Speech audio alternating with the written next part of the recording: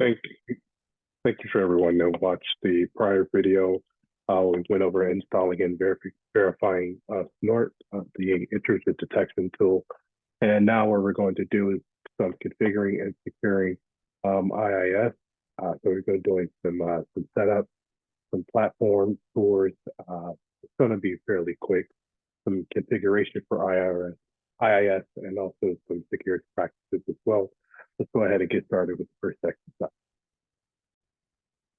So we're going to run through a typical install of IIS, which is quite common practice amongst IT teams. And we're going to make a few modifications to the install defaults along the way, but our particular aim is to generate an IIS working website. And we're going to follow best practice by not installing to the domain controller and instead making an install on the domain member. And this particular domain member is in fact acting under many roles, but it's the better suited candidate. So let's go ahead and start with server manager, right? And we're gonna add roles and features, right? Then all of this is good. Server roles, and then we'll do this guy here. We're gonna hit next, right?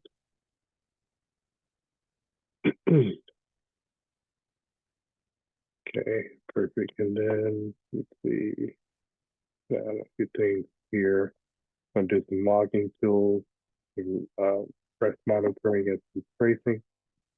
We also want to do, let's see, I'm gonna do centralized secure socket layer support, digesting authentication, IP and domain restrictions, and URL authorization, of course.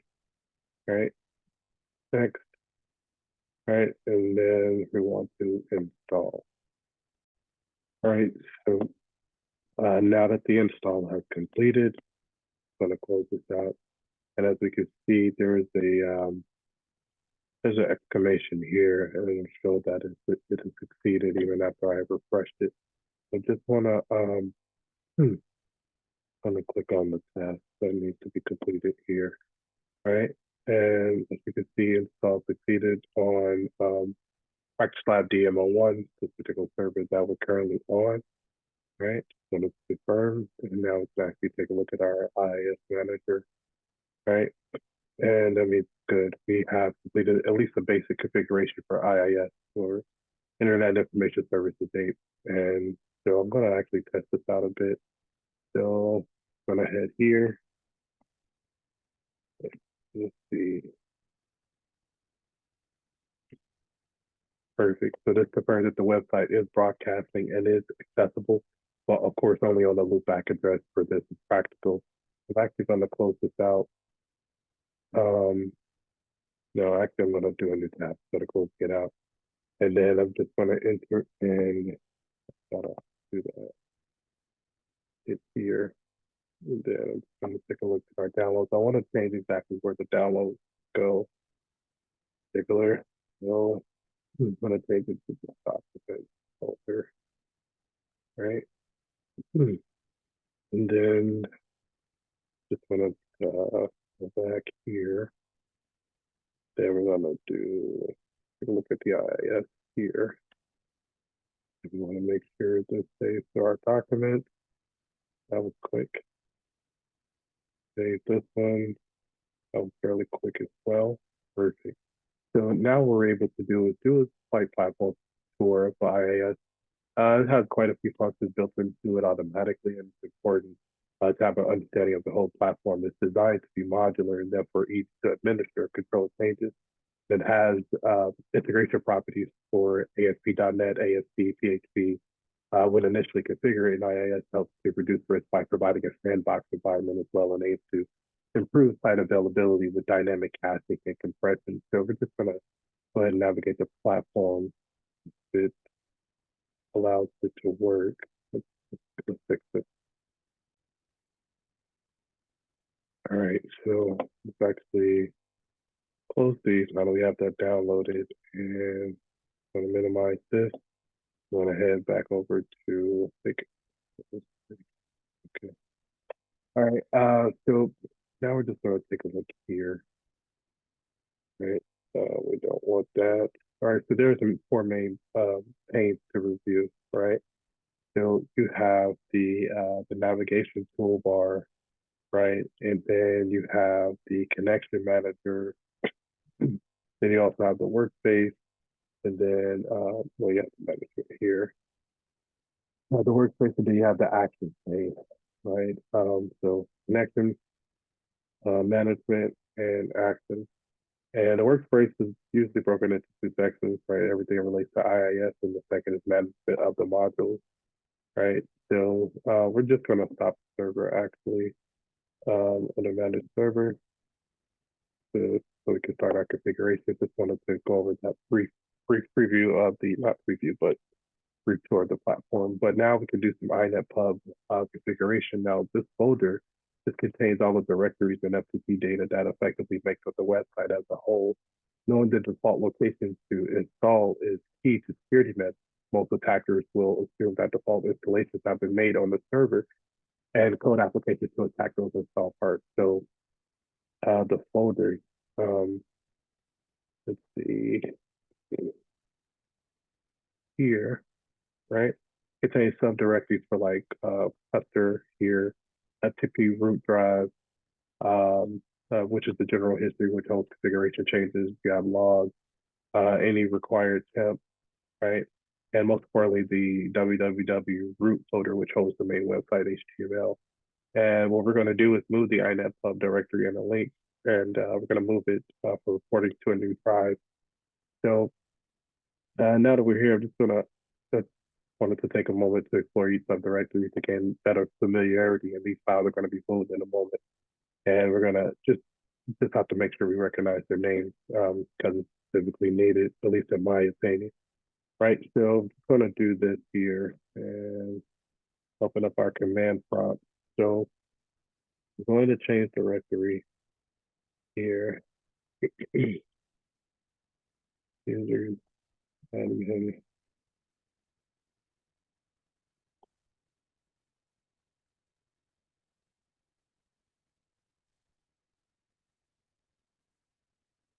okay, perfect directory, and want to move IIS.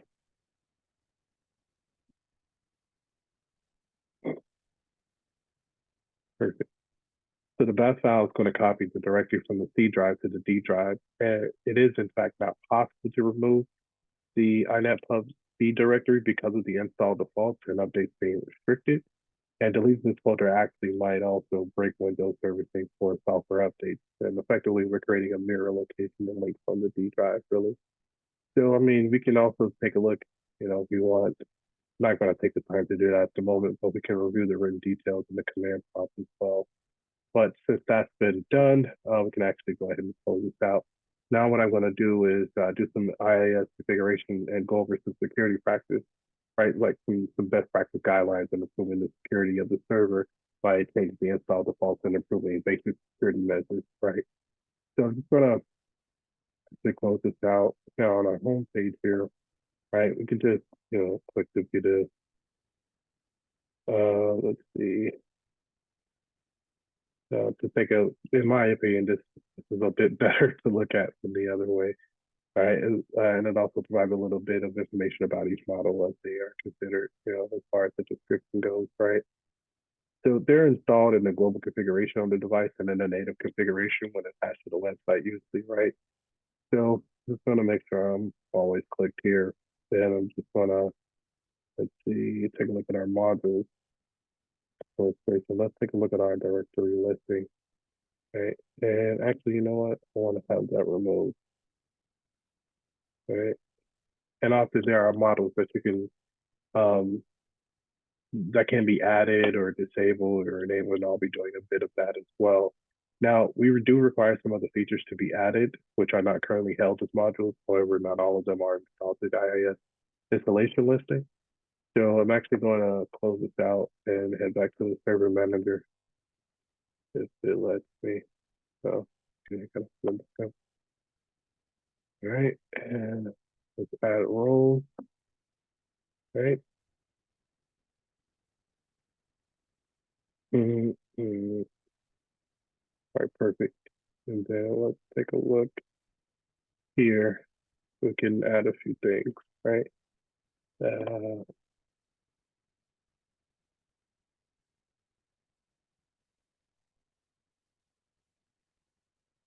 this, this, to do it that way. All right, that's good. Very perfect. So let's do that. Well, 3.5, 4.5, and we want these extensions, the ISAPI, and the extensions of the filters. So we're good there. All right. And we also want to add a few things for our security. Um,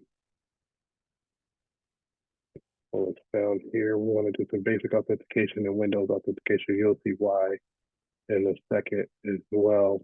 So we're good there.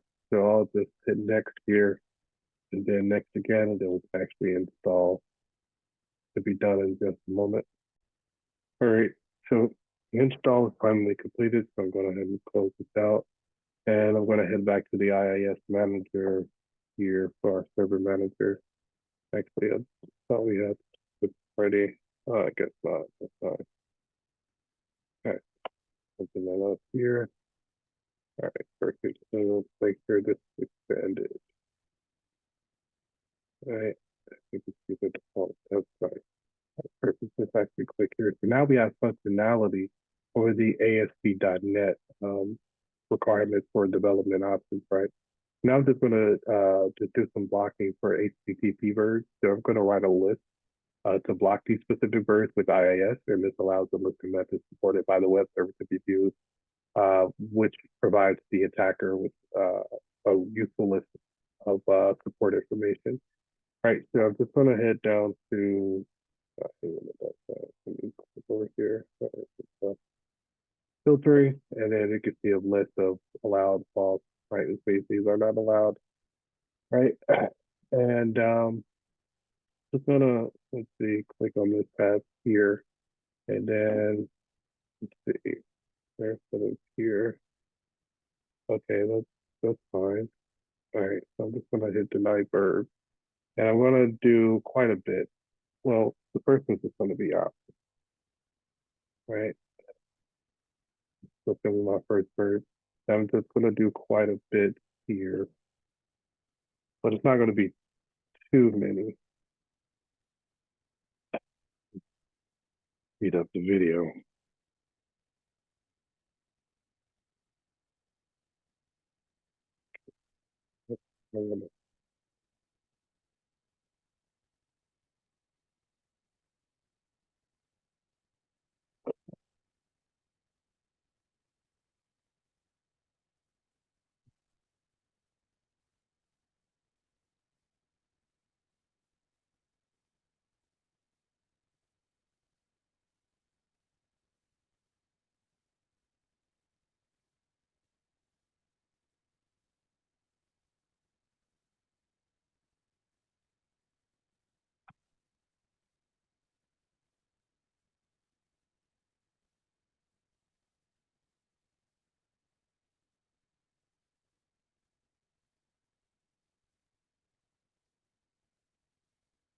All right, perfect. So now what I'm going to do is enable some dynamic IP restriction. It's going to help to block IP addresses that are performing unusually high requests. For example, possibly performing a denial of service attack on a web server. So by expecting the IP addresses a pattern may be identified over a period of time, they use to form a block list. So let me actually take a look here, and then let's see. Want to look at the workspace. There it is. Perfect.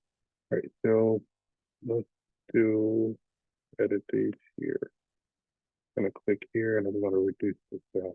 And all right, so that'll help quite a bit.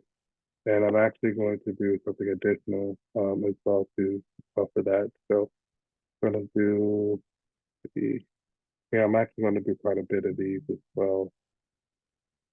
Um, I'm gonna do 21. All right, perfect. So we're gonna deny those. But I had quite a few more. That's not right.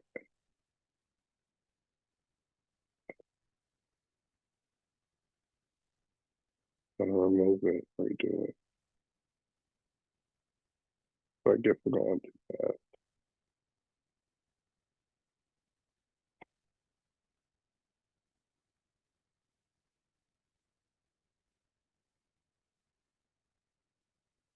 Okay, there we go.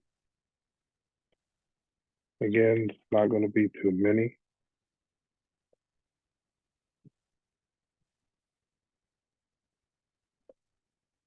but just enough.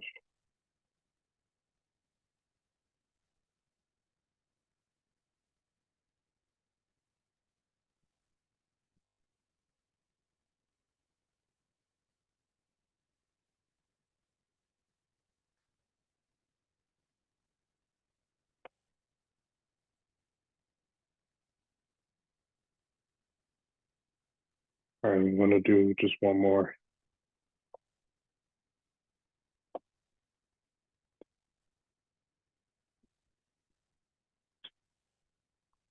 All right, perfect. So now what I'm gonna do is go back here. All right, so now I'm just gonna do a meme or mime type configuration, right? So it's just gonna prevent file types which are unidentified or without a proper definition for being hosted. So it's gonna prevent sensitive file download. So, however, custom files would need to be added here before it being allowable as well. So let's actually,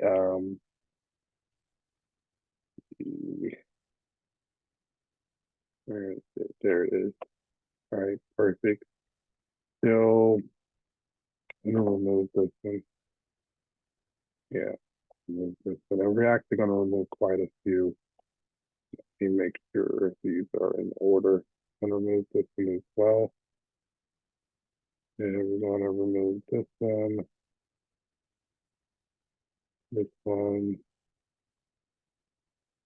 right?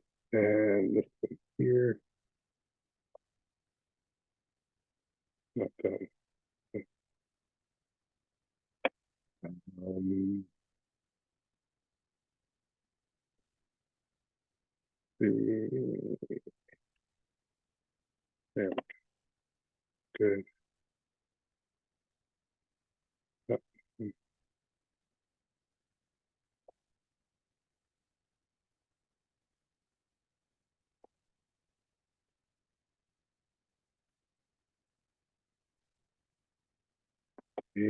AS, looking for one more. There it is.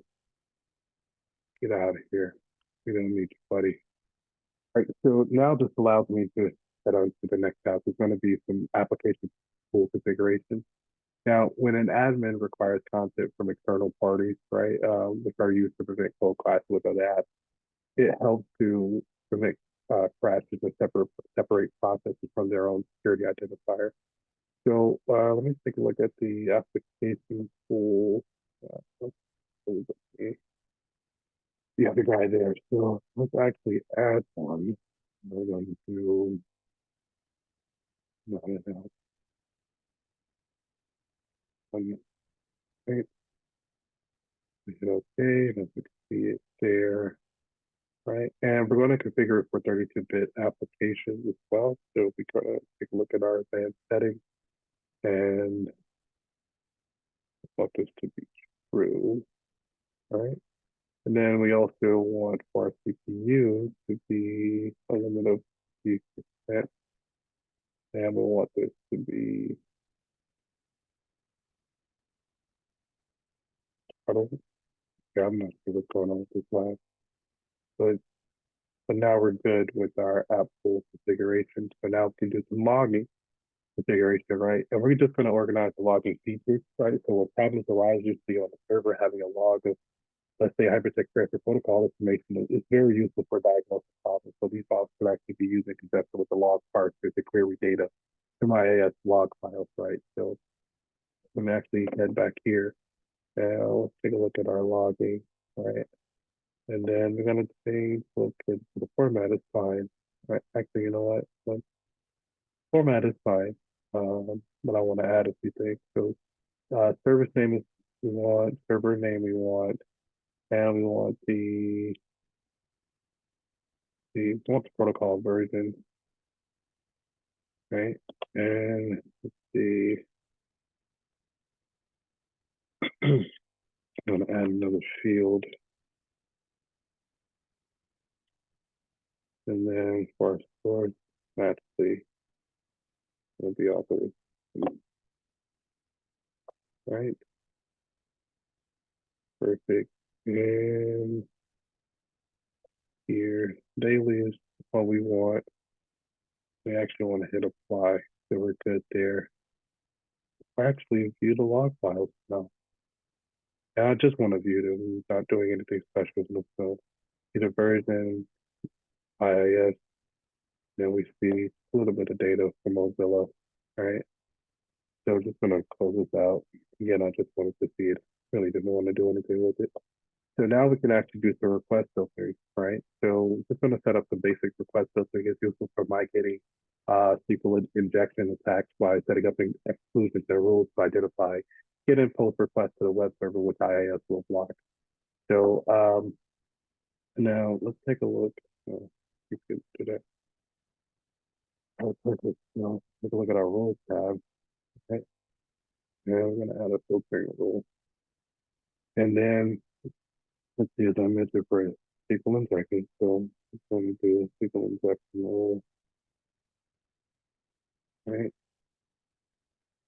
And let's see. We're gonna do a few things for applies to. And let's see. Let me check these. All right, so dot ASP, and we want dot ASPX for applies to, and then for us to deny our string. And this is actually good that I'm doing this because it goes right in line with the previous video I did for SQL injecting on a website on. So this is pretty much, if you watch that video and then watch this video, this is a way to combat against, what I did in that prior video, but I'm done there as far as my SQL injection rule request filtering. And now we can move on to different authentication types. So we're going to review the authentication methods and configuring them. And what it does is it prevents persons from like writing to the site. And typically up to this point, we've just been accessing the local website using anonymous authentication, or we have the ability to at least. Right. So let's go back to here. Right. We're gonna take a look at authentication. Right. And here we can see it's pretty much all it's enabled our anonymous authentication I just mentioned. So just to pretty much confirm what we already know, I'm gonna go to the website.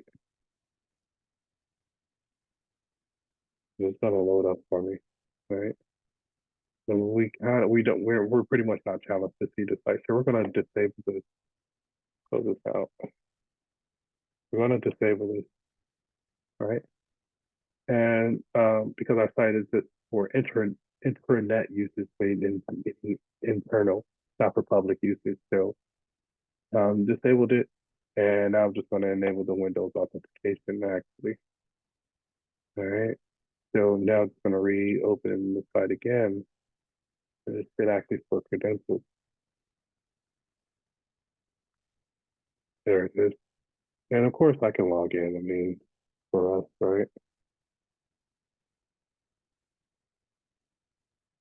And it says it's connecting, it takes a moment, but it'll connect, right? And actually, while it's doing that in the background, gonna head back here and we're gonna take a look at our advanced settings here as well.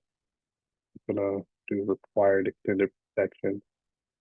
So while we have that, and I'm actually gonna close this out because I know it's gonna connect just for whatever reason, it's just taking its time. I'm gonna try it again. Yeah,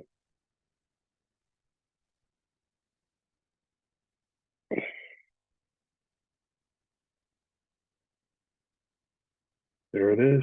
It allows us in, right? still, now I'm just gonna close this out because we're gonna do a little bit more testing with that as well. I'm also going to, let me actually disable this, and I'm going to enable just basic authentication, right?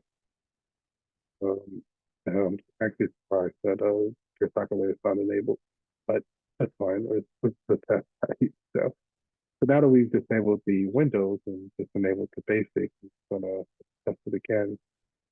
And a Windows security box should present. Yep, there it is. And naturally, of course,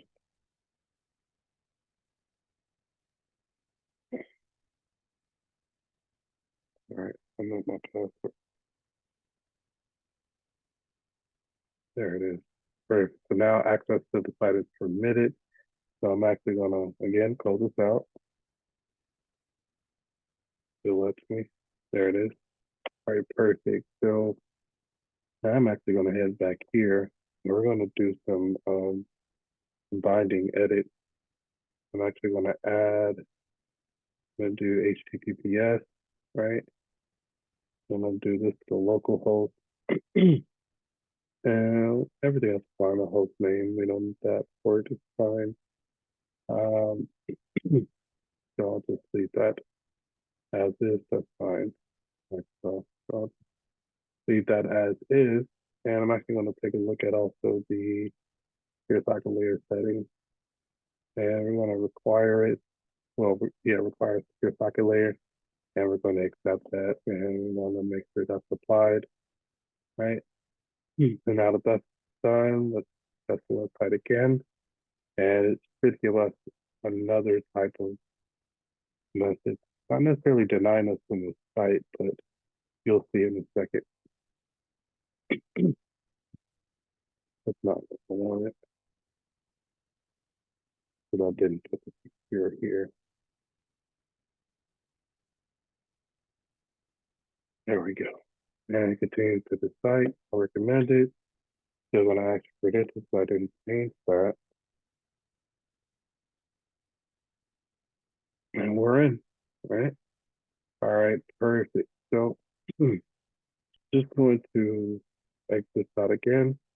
And we'll head back to the default website, right? And we'll take a look at our authentication again one last time. So let's disable this, right? And then we're going to enable our digest authentication, right? And this configuration is also using secure socket layer, by the way. So actually under this, let me edit that.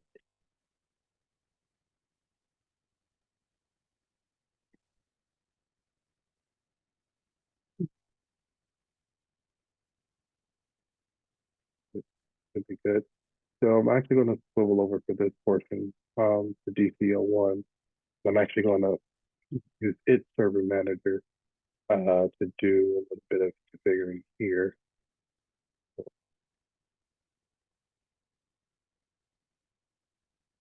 over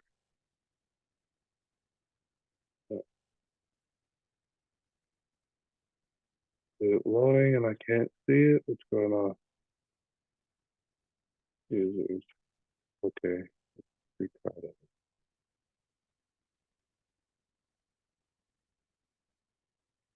Okay. Hmm. Okay, let's fix that. All right, so we finally got the users and computers up and running. So I'm actually exactly where I need to be. I'm actually going to single out a user. I'm going to do Alan Miller. I'm actually going to take a look at their properties. So we're going to use this as an account to test to for the website again once it loads for me.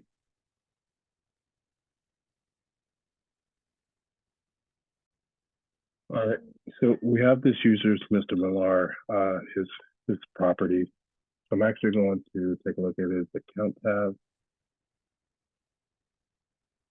Today we're going to store password using reversible encryption. And then I'm going to hit apply and okay. And I'm actually going to just exit out of here. Let's swivel back over to DMO1. All right. Use the Internet Explorer here.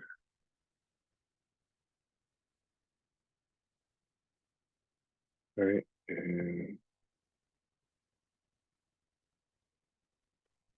that's fine. This time, instead of admin, I'm going to use, I think his name was Alan. Use his credentials. Okay, come on. All right, perfect. So access is granted and a website is currently visible. So lastly, what we're going to do is go over to my SAPI configuration, which you see me added the second time I did the roles and features, right? So just going to configure to my SAPI, which provides functionality for custom APIs, such as, for example, when using PHP, SAPI file types, or ASP.NET IIS. What it does is to provide server-side admin where ISAPI extensions can be placed in disallowed site. Disallowed states if it relates to malicious activity. So I'm actually going to close this out.